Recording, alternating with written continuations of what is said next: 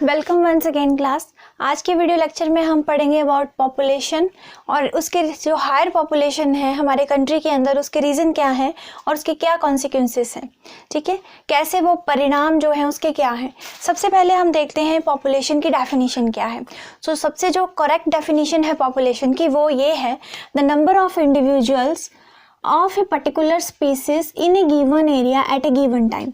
देखो, सबसे पहले हम किसी भी नंबर ऑफ इंडिविजुअल लेते हैं कि नंबर कितना है उसका, 1 2 3 4 5 कितना नंबर है, that comes under the population of a particular species. अब आपको किसी भी प्रजाति की जो पॉपुलेशन है उसको काउंट करने के लिए बोला जाता है। नंबर किसका? किसी पर्टिकुलर स्पीसीज का। फ्रॉग है, डोंकी है, मोंकी है, ह्यूमन बींग्स है, तो कोई भी पर्टिकुलर स्पीसीज जो है वो आपको बताई जाती है। और कहाँ पे कोई एरिया जो है पर्टिकुलर आपको दिया जाता है, जैसे इस स्टेट की कितनी पॉपुलेशन है, इस कंट्री की कितनी पॉपुलेशन है, तो उस तरह से एरिया जो है वो आपको बताया जाता है एट ए गिवन टाइम। और उसमें टाइम भी मेंशन होता है, जैसे हर 10 साल बाद होती है आपकी जनगणना जो है 10 साल बाद होती है, तो इस तरह से 2011 से लेके 2021 तक जो है, जैसे 10 साल की, तो टाइम पीरियड पर्टिकुलर जो है बताया जाता है। जैसे 2011 में कितनी थी, 2012 में कितनी थी, इस तरह से पर्टिकुलर जो है वो टाइम पीरियड जो है वो बताना ज़रूरी है। कितनी बड़ी कितनी घटी वो हम यहीं से पता लगा सकते हैं। तो ये जो है सबसे, आई थिंक इस डेफिनेशन से सभी सेटिस्फाइड हैं कि ये जो है पॉपुलेशन की जो करेक्ट डेफिनेशन है वो है number of individual of a particular species in A given area at A given time. तो यहाँ पे देखिए रीजंस फॉर हाई पॉपुलेशन। अब इंडिया में जो इतनी ज़्यादा पॉपुलेशन जो है उसके रीजंस क्या हैं। अब देखो, पॉपुलेशन जब ज़्यादा हो जाती है तब भी प्रॉब्लम क्रिएट करती है, जब कम हो जाती है तब भी प्रॉब्लम क्रिएट करती है। यहाँ पे हम ह्यूमन बींग्स की पॉपुलेशन की बात कर रहे हैं, तो ह्यूमन बींग्स की पॉपुलेशन अगर अपने कंट्री में बात करें, इंडिया में बात करें, तो वो सबसे ज़्यादा है, इसलिए वो हमारे लिए एक इशू बन गया है। तो इसलिए इसको पढ़ना ज़रूरी है। जैसे बाकी हम और ऑर्गेनिज्म जो हैं उनकी पॉपुलेशन की हम बात करें तो वो कम होगी, तो वो भी एक इशू है।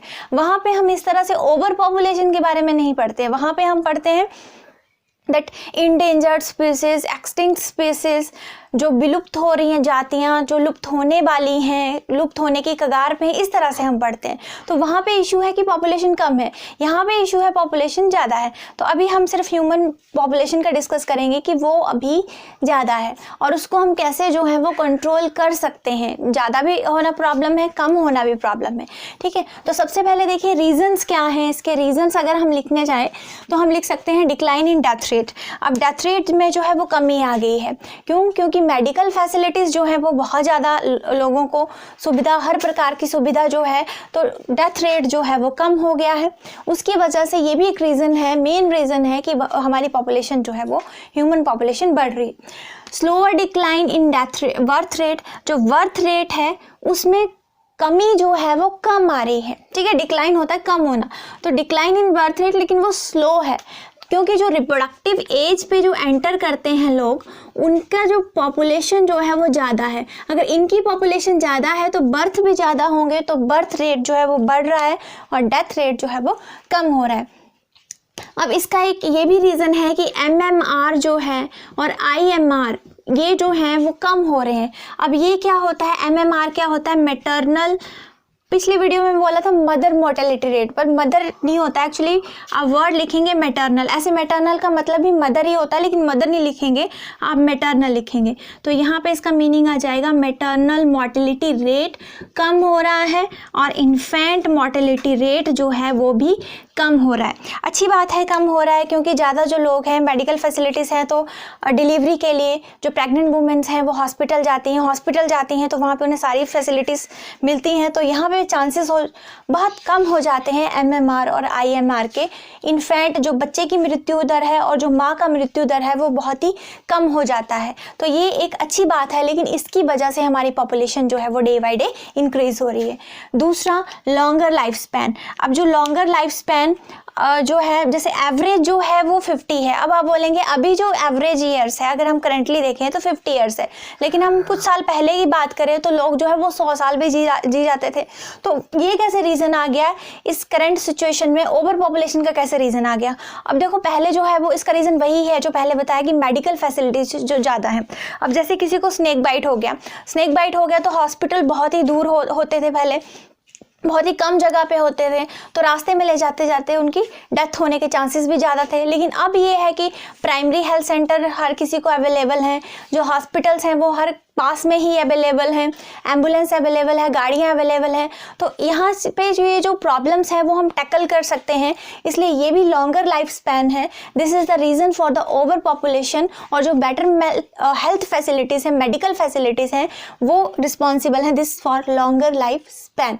हाँ, क्वालिटी ऑफ लाइफ डिक्रीज होगी, आप ऐसा बोल सकते हैं, क्वालिटी ऑफ लाइफ जो है वो डिक्रीज होगी है, लेकिन जो लाइफ स्पैन है उसको हम इंक्रीज जो है वो with the help of medical facilities वो हम कर सकते हैं। अब देखिए, ये सारा जो फिलॉसफी का लेक्चर है, इसमें आपको ज़्यादा पढ़ने की ज़रूरत नहीं है, आप जो है हेडिंग सिर्फ याद कीजिए, और इसमें जो आप कुछ भी अपनी तरफ से ऐड कर सकते हैं, लेकिन रेलिवेंट हो, ठीक है, रेलिवेंट हो, वो ठीक हो लिखने के लिए। तो आगे देखिए, एब्सेंस ऑफ फेमाइंस, फेमाइंस जैसे सूखा पड़ना, इसकी कमी आ गई है। पड़ भी जाए तो हम जो है निर्यात जो है वो ज़्यादा कर लेते हैं, मंगवा लेते हैं, बाहर के स्टेट से मंगवा लेते हैं, बाहर से कंट्री से मंगवा लेते हैं, तो इसकी प्रॉब्लम जो है वो काफ़ी हद तक सॉर्ट आउट हो गई है। अच्छी बात है, सॉर्ट आउट हो गई है, but this is one of the reason कि पॉपुलेशन जो है वो डे बाई डे इंक्रीज हो रही है। एब्सेंस ऑफ एपिडेमिक्स, जो महामारी है उनकी जो है वो कमी आ गई है।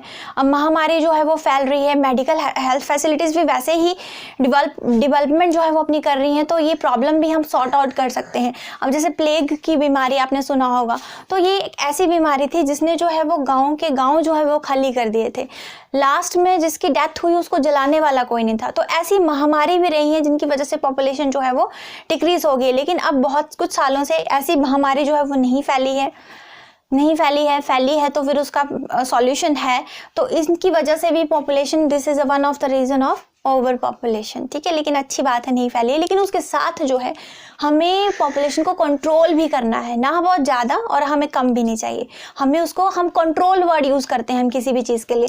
जैसे देखिए, हम इरेडिकेट वर्ड यूज़ नहीं करते हैं। इरेडिकेट होता है उसको हटाना, उसको हटा नहीं सकते। अगर आप उसको हटाएंगे तो इकोलॉजिकल बैलेंस जो है वो गड़बड़ हो जाएगा। ये हम इकोलॉजी और इन्वायरमेंट में पढ़ेंगे। जैसे हम मॉस्किटोज़ को हटाना है, आपने इरेडिकेट कभी नहीं लिखेंगे। हम control of mosquitoes, control of horse flies. जैसे कोई खेत है उसमें सांप ज़्यादा हो गए हैं तो ऐसा नहीं लिखेंगे, चूहे ज़्यादा हो गए हैं तो ऐसे नहीं लिखेंगे कि इरेडिकेशन ऑफ स्नेक्स और इरेडिकेशन ऑफ माइस। आप ऐसे लिखेंगे control of mice and control of snakes. उनकी पॉपुलेशन को कैसे कंट्रोल करना है। ऐसे मंकीज़ ज़्यादा हो गए हैं तो कंट्रोल करना है, उनको पूरा इरेडिकेट थोड़ी ना कर देना, तो वो फिर आपका इकोलॉजिकल बैलेंस है, इन्वायरमेंट बैलेंस है, वो गड़बड़ हो जाएगा।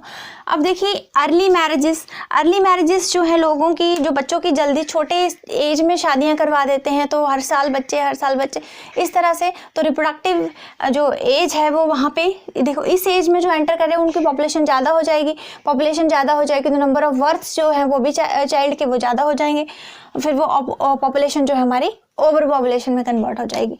Lack of education, this is the one of the main reason, और यही जो है वो रीज़न है सभी रीजंस का, कि लैक ऑफ एजुकेशन की वजह से लोगों को ये नहीं पता कि हमारे जो है कितने बच्चे होने चाहिए, 1 या 2, इससे ज़्यादा नहीं, और उनको हम किसकी परवरिश जो है वो ज़्यादा अच्छे से कर सकते हैं। और 2 बच्चे हैं, 1 बच्चा है, तो अगर 2 बच्चे हैं तो उनके बीच में स्पेसिंग भी होनी चाहिए, यानी कि उनके बीच में लगभग 3 साल का गैप तो है वो ज़रूर होना चाहिए। कम से कम जो है वो 3 साल का गैप जो है वो ज़रूर होना चाहिए। तो लोगों को ये समझाना, जो पढ़े लिखे नहीं हैं उनको समझाना, जो है जो पढ़े लिखे हैं उनको आप किसी भी चीज़ की ज़रूरत आई थिंक नहीं पड़ती है कि उनको ये बताना कि बच्चे 2 काफ़ी हैं, 1 काफ़ी है, उनके बीच में स्पेसिंग होनी चाहिए। लेकिन जो लैक ऑफ एजुकेशन के चलते लोगों को समझाना ज़रूरी हो जाता है कि बच्चे कितने ज़रूरी होने चाहिए। क्यों? उनको ऐसा लगता है हमारे ज़्यादा बच्चे होंगे तो हमारे ज़्यादा जो है काम करने के लिए हमें हाथ मिल जाएंगे। और कभी कभी गर्ल्स और जो बॉयज़ हैं उनके बीच में डिफरेंस के चलते हुए, अभी हमारा बेटा नहीं हो, बेटा हो, तो इस तरह से लड़कियों की लंबी लाइन लग जाए, लेकिन उनको एक बेटा चाहिए। ये भी एक रीज़न है ओवर पॉपुलेशन का, मेन रीज़न है ओवर पॉपुलेशन का, and this is due to lack of education. ठीक है, दे कांट जज, दे कांट डिफ्रेंशिएट, अच्छे बुरे में फ़र्क नहीं कर सकते, इसलिए वो ऐसे कम। ठीक है, that is the reason of over population. अब देखिए इसके कॉन्सिक्वेंसेस क्या हो सकते हैं। इसकी जो हानि है कोई, इसका लाभ अगर आप बोलें तो चलिए पहले हानियाँ देख। कॉन्सिक्वेंसेज ऑफ ओवर पॉपुलेशन, एक तो लैंड के ऊपर प्रेशर पड़ता है।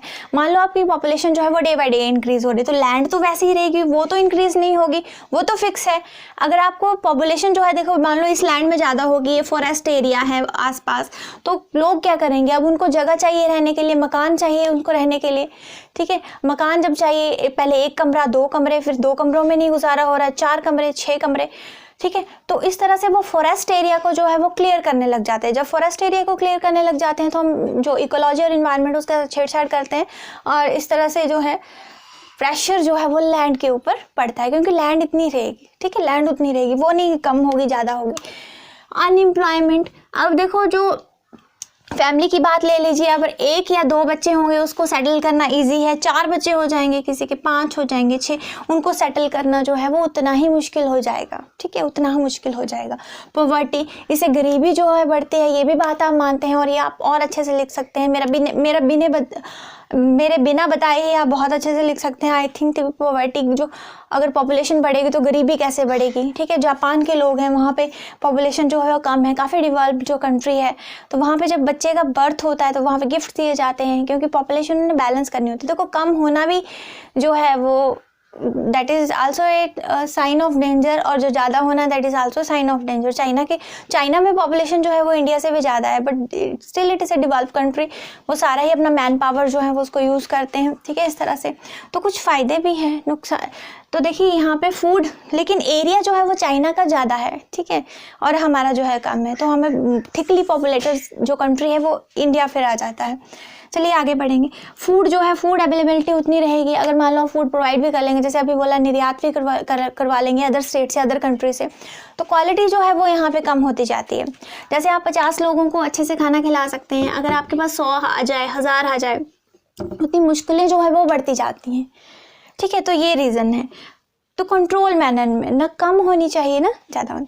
नेचुरल रिसोर्सेज के साथ, जैसे अभी मैंने बोला कि फॉरेस्ट एरिया को क्लियर करने लग जाएंगे लोग, ठीक है, उन्हें सिनेमा हॉल्स भी चाहिए, उन्हें मॉल्स भी चाहिए, तो नेचुरल रिसोर्सेज के साथ जो है वो छेड़छाड़ करने लग जाएंगे। हालांकि नेचर जो है वो सबकी डिमांड जो है वो पूरी कर सकती है, लेकिन जब आप 2 में आपका गुजारा हो रहा है, 2 रूम्स में, आप बोलोगे 6 चाहिए, 10 चाहिए, तो फिर वो प्रॉब्लम आ जाती है हमारे लिए भी और नेचर के लिए भी। नेचर के साथ हम बैलेंस जब गड़बड़ करते हैं तो ऑब्वियसली हमें जो है उसके रिजल्ट जो है सूनर और लेटर जो है वो देखने को मिलते हैं। तो ये कॉन्सिक्वेंसेस थे ओवर पॉपुलेशन के। पॉपुलेशन क्या है, हम अपनी कंट्री के अकॉर्डिंग बात कर रहे हैं, ठीक है, इंडिया के अकॉर्डिंग बात कर रहे हैं। रीजंस क्या हैं हायर पॉपुलेशन के, और उसके आगे क्या कॉन्सिक्वेंसेस हैं। नेक्स्ट हम वीडियो में पढ़ेंगे कि हम इसको कंट्रोल जो है वो कैसे कर सकते हैं। Thank you class.